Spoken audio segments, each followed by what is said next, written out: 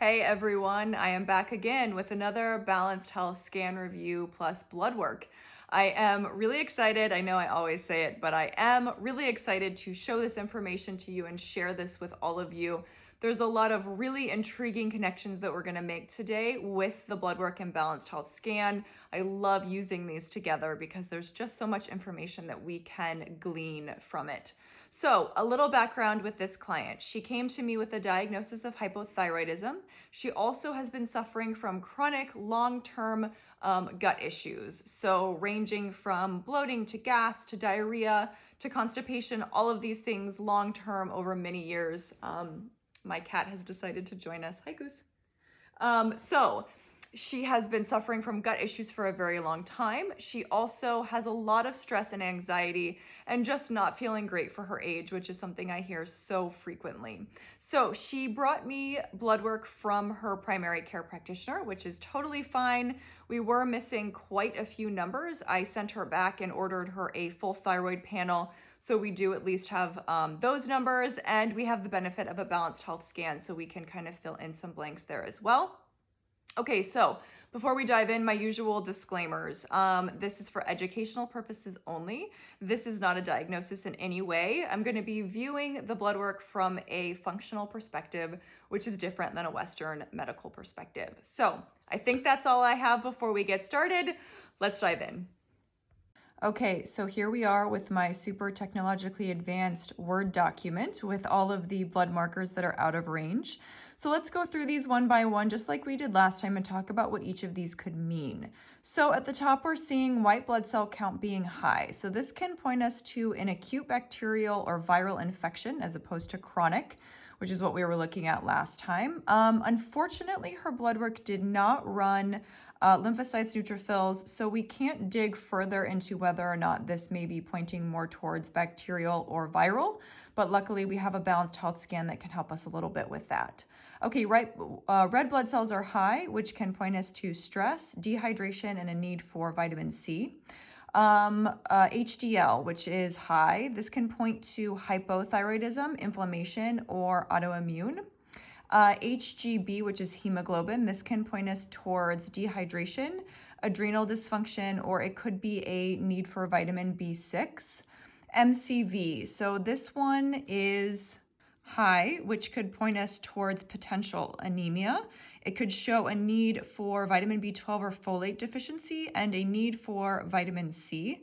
MPV, which is also high, this can point us towards symptoms of IBD, and it can point us towards anemia. So with her blood work, we don't have the benefit of any of the iron numbers, which is super unfortunate. That is one I always run with clients, but we don't have that.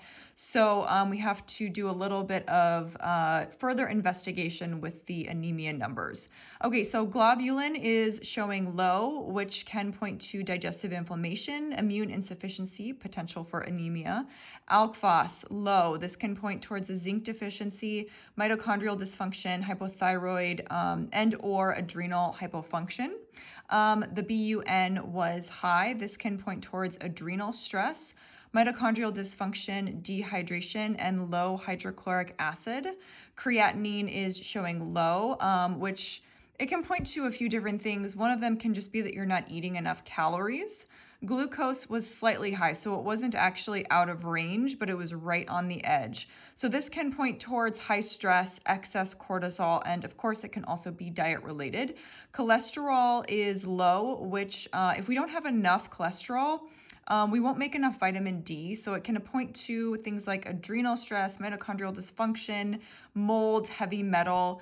One of the misconceptions with cholesterol is that you want it to be as low as possible, but actually low cholesterol can point us towards a lot of things. So you actually want to be in a certain range. You don't want to be too low or too high. So I scrolled down here and now we are looking at her thyroid numbers. Again, she was diagnosed with hypothyroidism. So I was, of course, expecting to see some of these numbers out of range. Her TSH was showing high. This can point us towards hypothyroidism. That's one of the many things it can point us to. Also heavy metals, oxidative stress. Total T3 and free T3, both of these can point towards hypothyroidism, and it can show a thyroid conversion issue in the liver.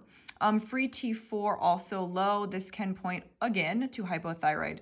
So all of those are pointing her towards her diagnosed condition, but it can give us some insight into some other issues that may be going on.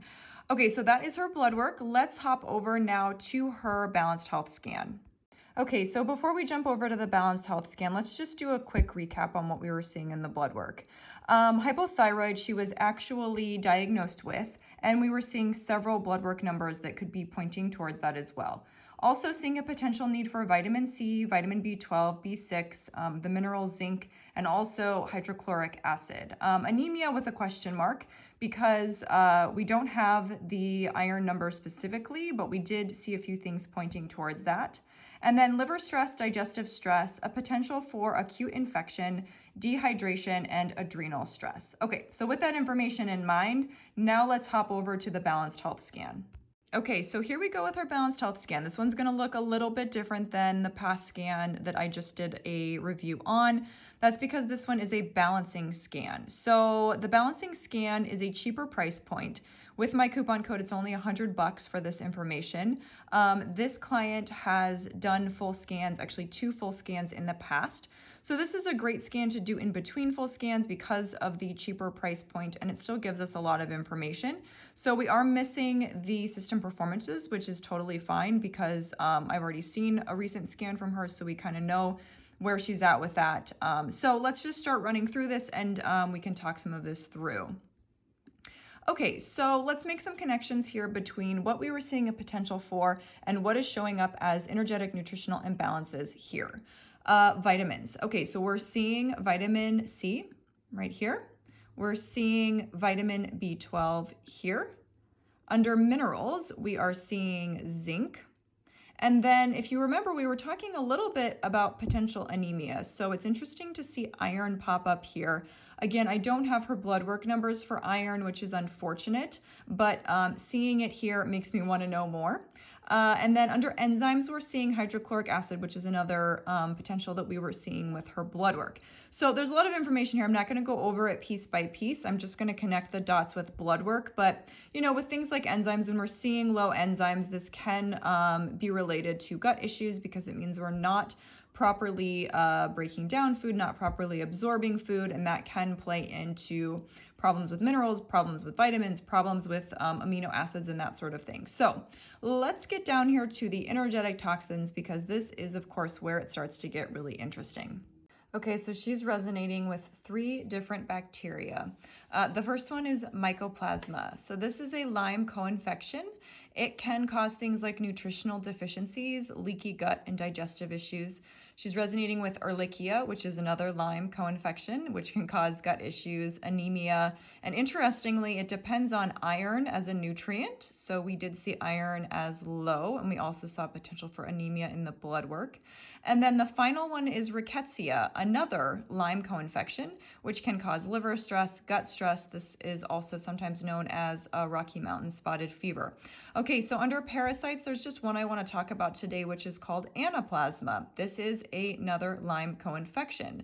Can cause gut issues, low-level flu, just not feeling good. And then under the V's, I'm not going to say the word, she is resonating with something called ARBO-V, which is transmitted by biting insects. It's common with Lyme co-infections. It can cause things like low-level flu symptoms and gut issues. So just an interesting thing to note, this client, as I mentioned, has had a few scans done, like I think 2 scans done in the past.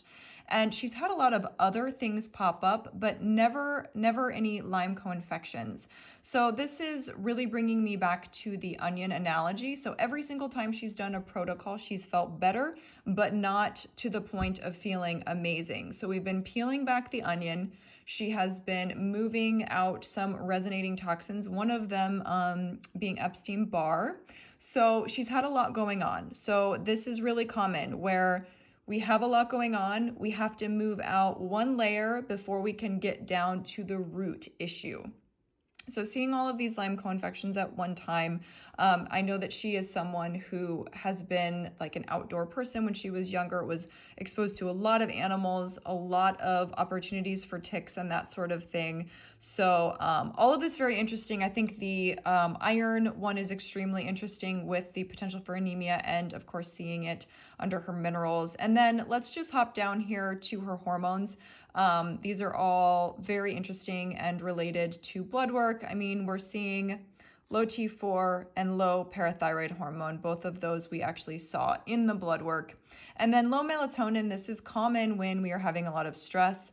When when our circadian rhythm is off, that can be something that we can be low in for sure.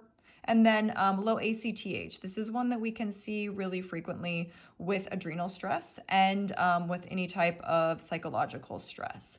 So we're just going to hop down quickly to her regimen, which is extremely comprehensive, which is really common when we're dealing with Lyme co-infections. All of her regimen, well, I guess I should say the meat of it is homeopathic, dealing with her specific Lyme co-infections, anaplasma symptom relief, comprehensive homeopathic detox kit, mycoplasma series symptom relief kit, Rocky Mountain Spotted Fever series symptom relief kit. And then these two usually come up to help support the immune system when working through all of that, liposomal vitamin C and smart silver spray. Okay, so again, a lot of information here, and I just want to reiterate that none of this is a diagnosis.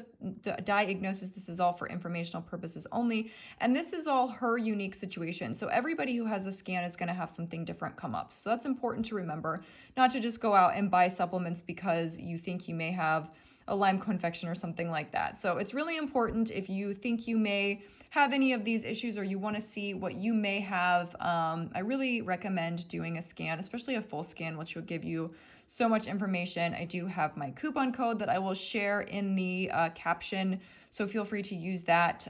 Any other questions about this, feel free to direct message me or comment below. I'm happy to answer those. Okay, everyone, I hope you enjoyed this quick run through of blood work and a balanced health scan, and I will talk to you all soon.